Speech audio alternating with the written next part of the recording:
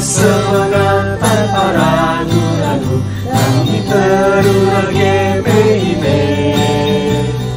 berkembang tumbuh di dalam Kristus dengan dasar iman teguh. Di kota dan yang ada di desa, Teruna satu adanya, terus maju dan berkarya untuk bela bangsa dan negara. Bersyukurlah selalu, berdoa dalam suka dan duka, hormat patuh pada ayah bunda, cinta pada sesama. Siapkan diri sedari dini, wahai Teruna GPIB. Song-song masa depanmu sendiri, Kristuslah penolong sejati, Teruna harapan negeri.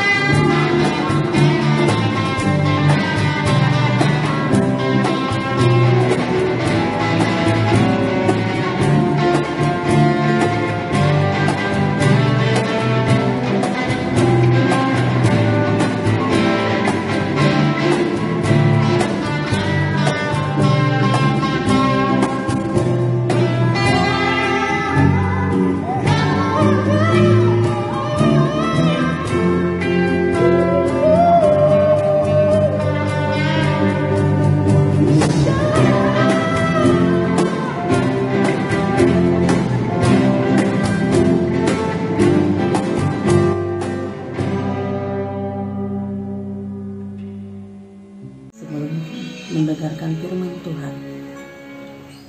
Bapa kami yang dalam surga, terima kasih ya Bapa atas kesempatan yang Engkau berikan kepada kami pada saat ini untuk mendengarkan sebagian dari firman Engkau. Curahkanlah Roh Kudus-Mu untuk kami semua. Kami siap untuk mendengarkan firman-Mu.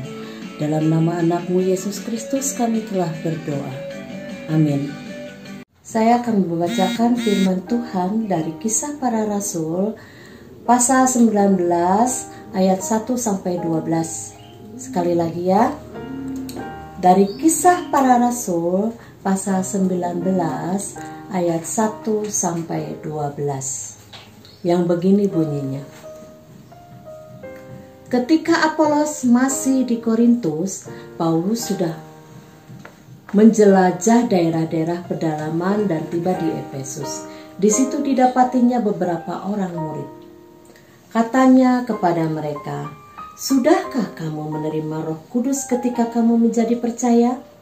Akan tetapi mereka menjawab dia, "Belum, bahkan kami belum pernah mendengar bahwa ada Roh Kudus." Lalu kata Paulus kepada mereka, "Kalau begitu, dengan baptisan manakah kamu telah dibaptis?" Jawab mereka, "Dengan baptisan Yohanes." Kata Paulus, baptisan Yohanes adalah baptisan orang yang bertobat.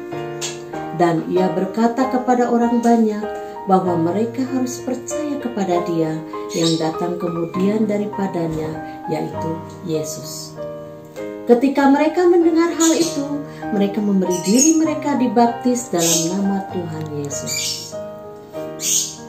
Dan ketika Paulus menumpangkan tangan di atas mereka, turunlah Roh Kudus ke atas mereka, dan mulailah mereka berkata-kata dalam bahasa roh dan bernubuat. Jumlah mereka adalah kira-kira 12 orang. Selama 3 bulan Paulus mengunjungi rumah ibadat di situ dan mengajar dengan berani. Oleh pemberitaannya ia berusaha meyakinkan mereka tentang kerajaan Allah. Tetapi ada beberapa orang yang tegar hatinya. Mereka tidak mau diyakinkan, malahan mengumpat jalan Tuhan di depan orang banyak. Maka karena itu Paulus meninggalkan mereka dan memisahkan murid-muridnya dari mereka. Dan di situ dan setiap hari berbicara di ruang kuliah Tiranus. Hal ini dilakukannya 2 tahun lamanya, sehingga semua penduduk Asia mendengar firman Tuhan, baik orang Yahudi maupun orang Yunani. Oleh Paulus Allah mengadakan mujizat yang luar biasa. Bahkan orang membawa sapu tangan atau kain yang pernah dipakai oleh Paulus dan meletakkannya atas orang-orang sakit. Maka lenyaplah penyakit mereka dan keluarlah roh-roh jahat. Shalom adik-adik yang terkasih di dalam nama Tuhan Yesus. Selamat bertemu lagi dengan kakak dalam kebaktian online saat ini ya. Tadi sudah dibacakan firman Tuhan dari Kisah Para Rasul pasal 19 ayat 1 sampai 12. Dan ini kakak akan membacakan uraiannya yang dari gereja ya. Kita mulai ya. Kisah Para Rasul merupakan kitab di dalam Perjanjian Baru yang berisi secara jelas tentang perjalanan penyebaran Injil Kristus pada masa-masa kehidupan jemaat mula-mula. Dalam Injil Lukas digambarkan sejarah tentang Tuhan Yesus. Sedangkan di Kisah Para Rasul dituliskan tentang peristiwa pencurahan Roh Kudus dan perkembangan penyebaran Injil Kristus di tengah kehidupan manusia, baik komunitas orang Yahudi maupun non-Yahudi. Tujuan penulisan kitab Kisah Para Rasul ini bertujuan yaitu hendak menunjukkan bahwa Injil Kristus berlaku untuk semua orang dimanapun. Yang keduanya, kuasa Allah melalui Roh Kudus sangat berperan dalam perjalanan misi penyebaran Injil Kristus bagi semua orang dimanapun. Ayat 1 sampai 12 ini juga menceritakan perjalanan Rasul Paulus saat memberitakan Injil Kristus di tengah jemaat Efesus. Ini adalah misinya. Yang ketiga, sangat tidak mudah. Kenapa? Karena di kota Efesus dikenal sebagai mega teater. Begitu banyak orang, selain itu adanya juga kuil Artemis yang jadi salah satu keajaiban dunia kuno. Keduanya, Efesus bukanlah kota biasa. Banyak orang berdagang di sepanjang lembah sungainya. Jadi begitu banyak ragam macam orang dengan kepercayaannya yang berbeda-beda. Banyak yang belum memahami tentang kuasa Roh Kudus. Mereka hanya pernah dibaptis oleh Yohanes Pembaptis. Jadi Paulus punya keinginan untuk meluruskan pemahaman ini. Iman yang benar kepada mereka. Rasul Paulus melakukan beberapa hal. Pertama, memberikan pemahaman yang benar tentang Tuhan Yesus, baptisan dalam namanya, dan kuasa Roh Kudus yang berkarya setelah itu. Jadi kalian, kakak memberi dua pemahaman ya. Jadi kalian harus bisa membedakan antara baptisan melalui Yohanes, juga baptisan dengan nama Bapa, Putra, dan Roh Kudus yang sampai saat ini dilakukan ya. Jadi kalian harus memahami perbedaan baptisan saat zamannya Yesus ya, yaitu baptisan yang dilakukan oleh Yohanes Pembaptis yang dipahami sebagai pertobatan, pembuka jalan bagi baptisan yang dilakukan dengan nama Bapa, Putra, dan Roh Kudus, seperti yang dilakukan Paulus hingga sekarang ini melalui pengorbanan atau kematian Tuhan Yesus di kayu salib. Jadi percayalah adik-adikku, bila kita sudah dibaptis melalui nama Tuhan Yesus, Roh Kudus yang sudah dicurahkan pada saat kita dibaptis itu akan terus diam di dalam diri kita. Sepanjang kita setia dan taat pada perintahnya, dan kita akan menjaganya sampai akhir hidup kita, menjadi ahli waris kerajaannya. Begitulah yang bisa kakak utarakan ya. Semoga apa yang kita dengar hari ini bermanfaat bagi kita semua. Adik-adik juga bisa melakukan apa yang kegiatan sehari-harinya berdasarkan firman Tuhan. Jadi tidak semaunya sendiri. Terima kasih. Shalom. Tuhan memberkati kita semua. Amin.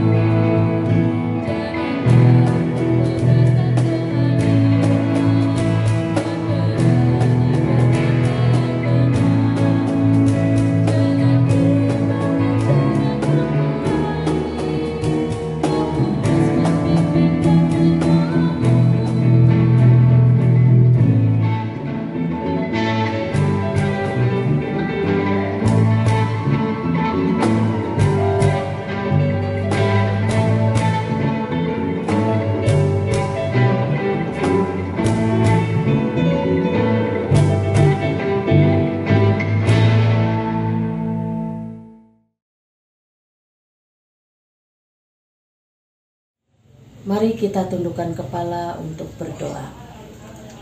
Bapa yang baik, terima kasih atas firman yang telah kami terima pada saat ini.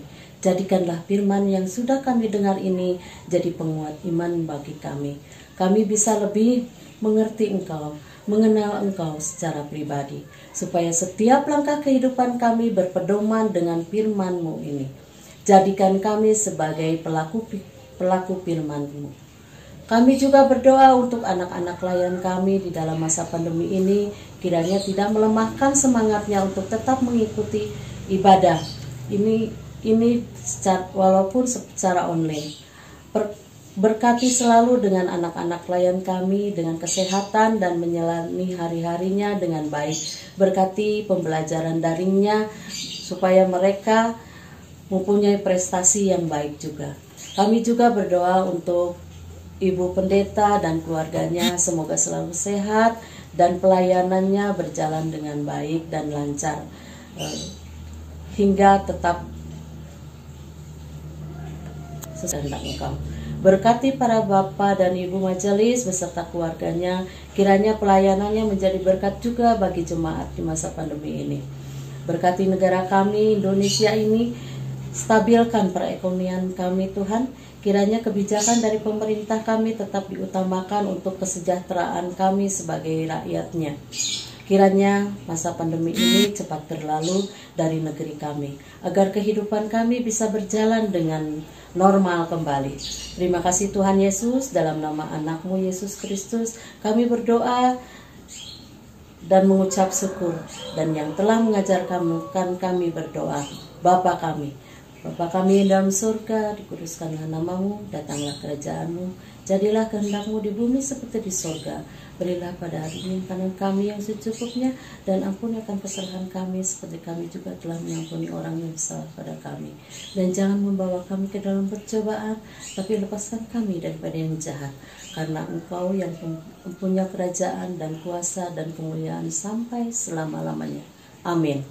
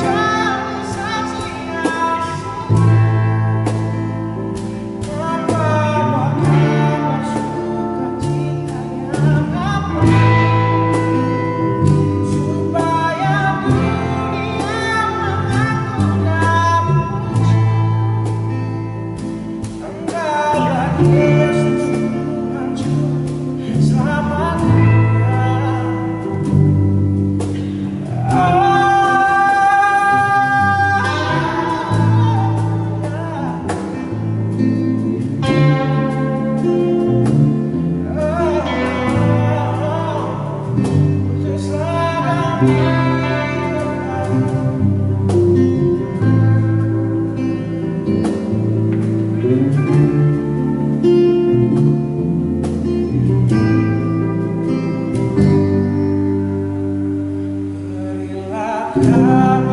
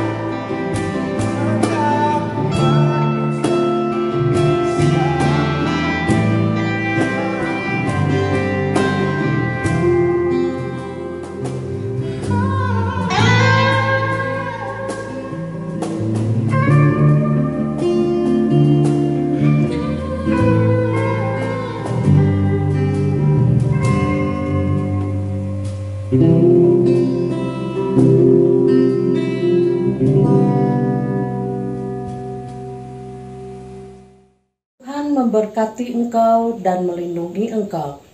Tuhan menyinari engkau dengan wajah-Nya dan memberi engkau kasih karunia. Tuhan menghadapkan wajah-Nya kepadamu dan memberi engkau damai sejahtera.